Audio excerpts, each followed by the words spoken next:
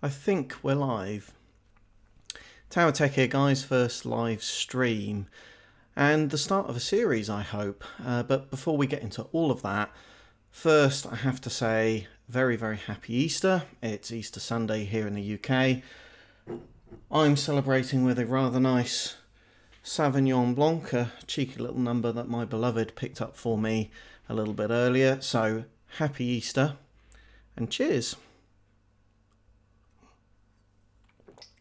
Oh, I just dropped wine on my keyboard.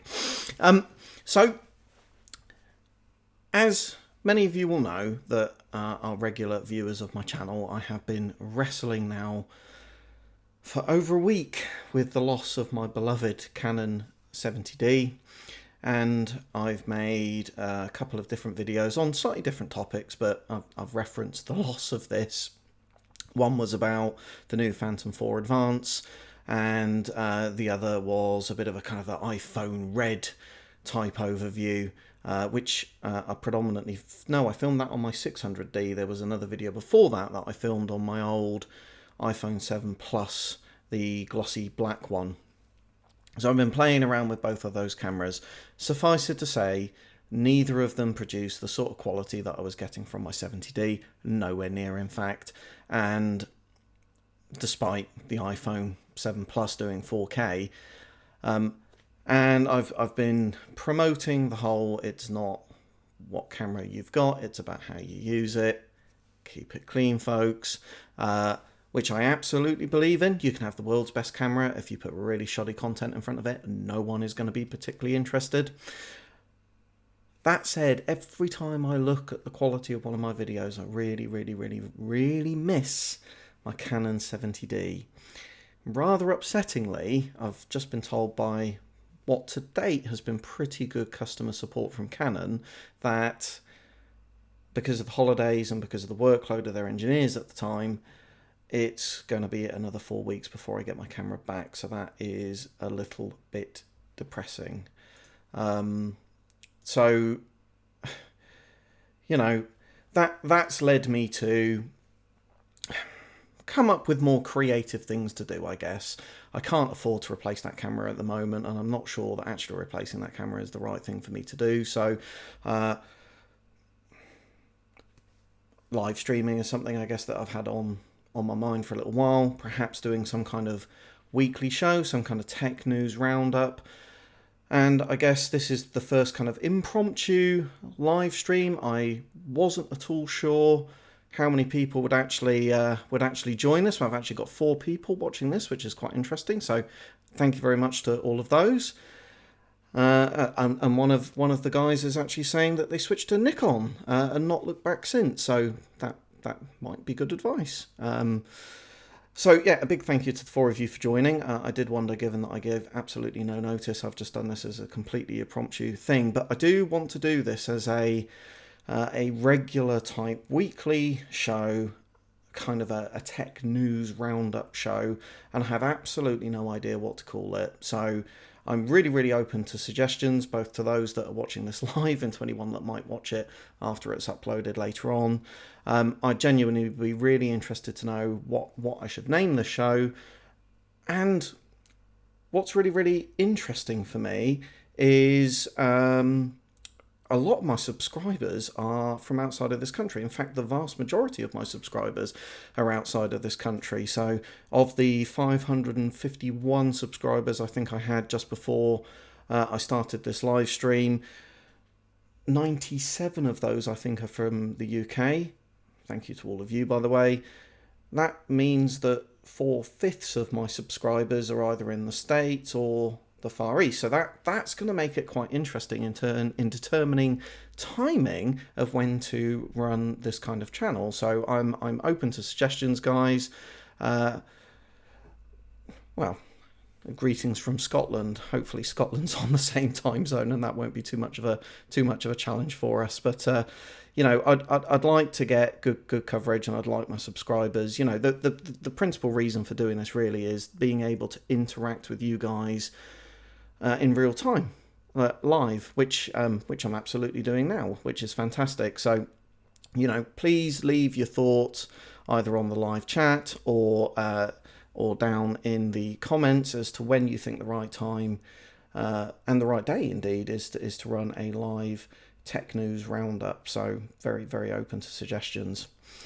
And I guess to start that off, I thought I'd cover off a couple of topics that are pertinent in the news at the moment. Some of this is speculation and conjecture, so that comes with a bit of a health warning. But most interestingly for me, there's a Taiwanese website called BenchLife that has leaked a rumor that Intel have pulled forward their release of their new high-end Enthusiast platform, the X299.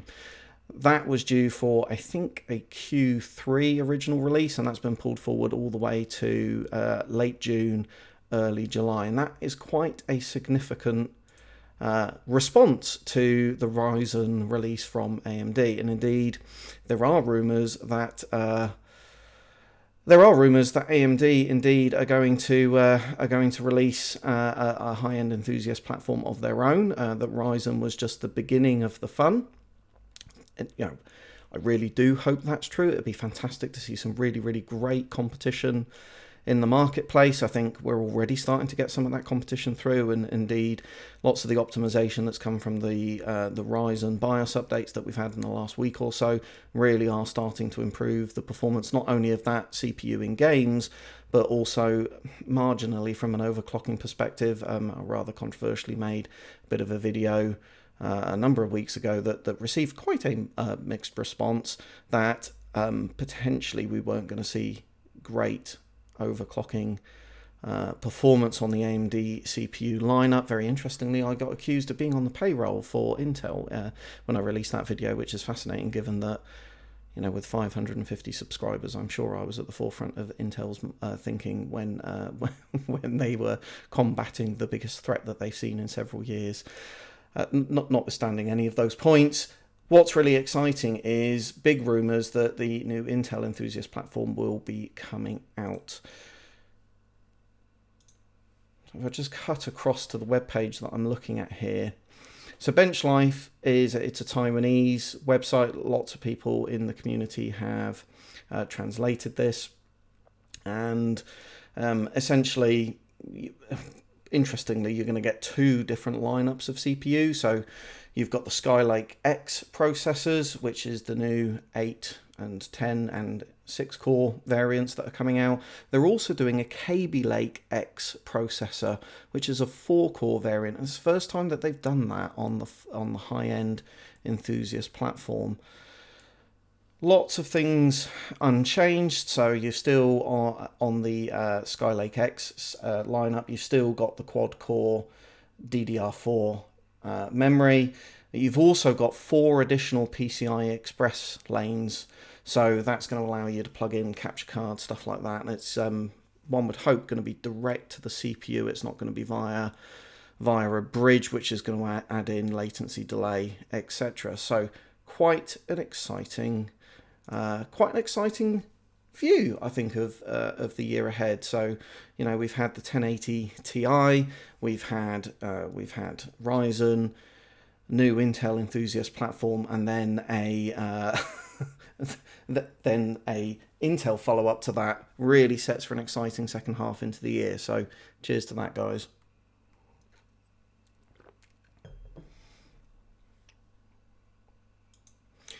So moving on from Intel CPUs, I did a video a couple of days ago, in fact I think it was yesterday, about the new Phantom 4 Pro series.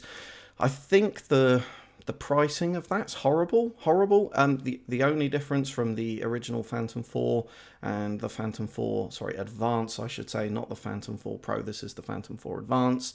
The only difference between those two drones is the camera within it. Absolutely everything else is the same.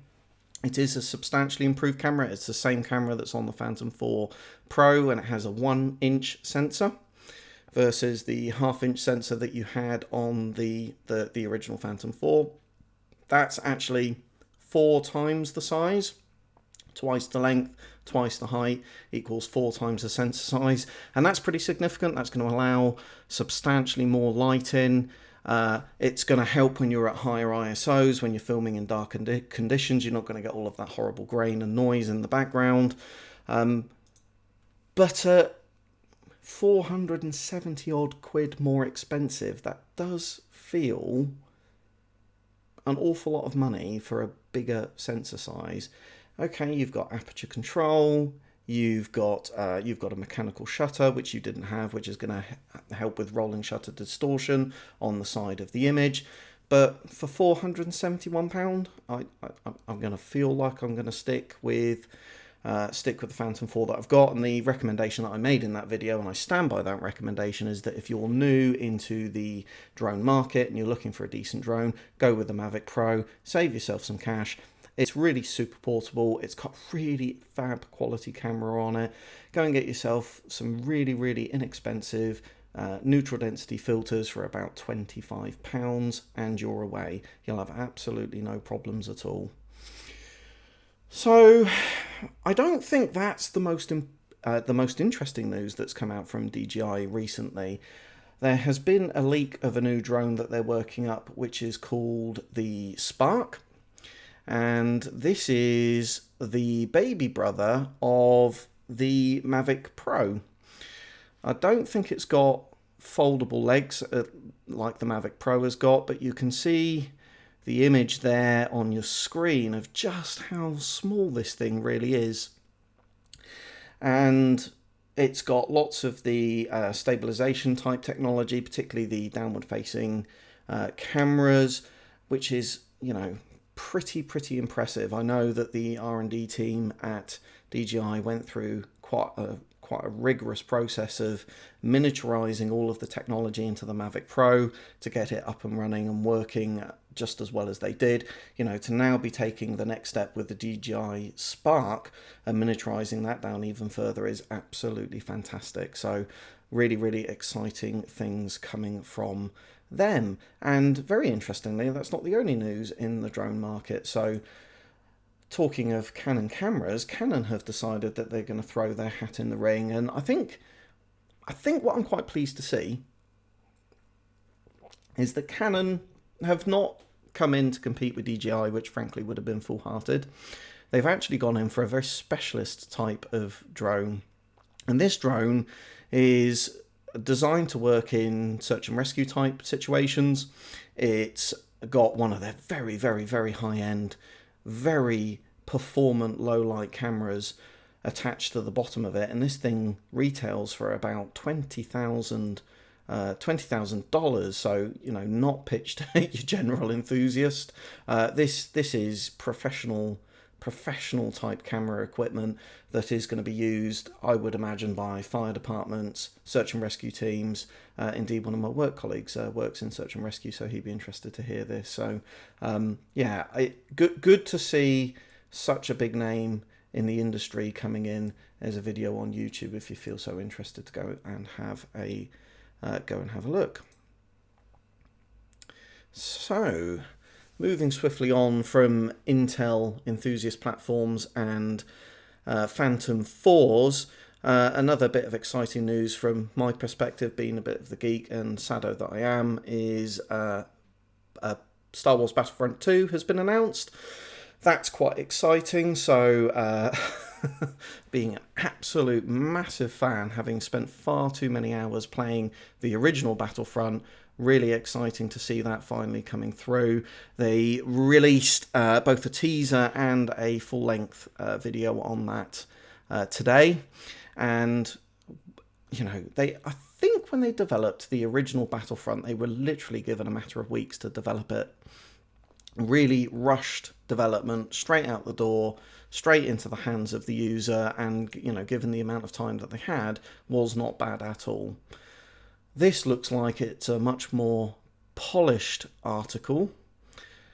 It looks like, you know, the graphics look absolutely stunning, and what's really exciting about this is we're going to get characters from all of the eras across all of the film series, both from the newest ones all the way back to the original trilogy, and indeed all of the way back to the prequel trilogy, if that makes sense. I think I got that in the right order.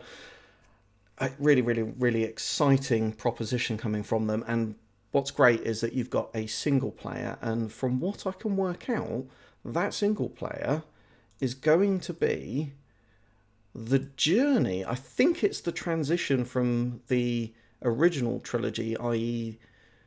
episode 6, into episode 7. I think it fills in the gaps between those two series of films. If you watch the trailer, and I recommend highly that you do, that's what it suggests that it's going to be by way of a storyline. Of course, it's got the usual expanded multiplayer. You've got the heroes type combat versus the normal combat. You've got the space battles as well. And what I sincerely hope is that we get a very much more complete game out of the box from day one than we did with the original Battlefront. So notwithstanding my comment about the amount of time that the devs had to get the thing out the door, it's a very expensive game to buy in its totality. You know, all of those add-on packs or the season pass, if you bought it, worked out as a very expensive proposition. So yeah, let's get a more complete game when it comes out this time. So I think that's about all I wanted to cover off in this live stream, guys. It's a bit of a short one, but you know, my guess is that most of you are going to watch this. You're going to watch this as a recorded video after the event. So you know, please do give me your thoughts on how you think this went. I'm still very interested in day of the week that I should do this, length of time that I should do it for, and the timing of the stream. So please leave your thoughts on that down in the comments below. I hope you're really well wherever in the world you are, and I'll see you in my next video.